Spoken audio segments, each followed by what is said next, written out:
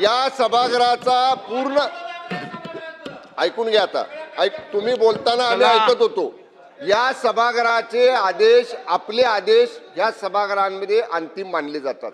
आपण जे हिरवं पुस्तक आहे विधानसभेच्या नियमाचं त्या आधारानं आपण जे आपल्याला अधिकार आहेत त्या अधिकारामध्ये आपण कामाचं वाटप अधिवेशनापुरतं केलेलं आहे। दर अधिवेशनामध्ये वेगळं रुलिंग द्यायचं का?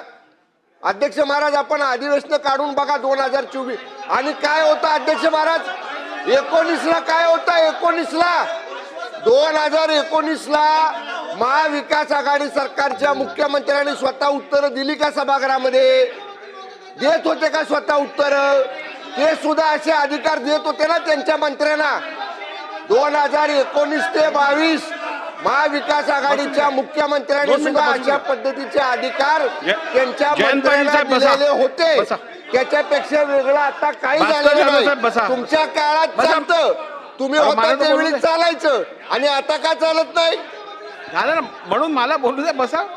त्यांच्या काळात का चाललं? बसवतो त्यांना पण बसवतो। 2019 ते 22 महाविकास आघाडीमध्ये चाललं ना। ठीक आहे चला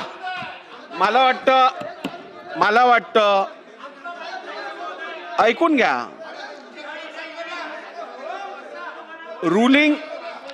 रुलिंग दिल्यानंतर त्या रुलिंग वरती आपण परत चर्चा करणं योग्य आहे का?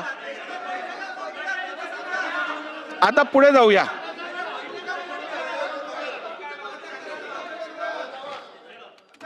चला घ्या पुढचं घ्या।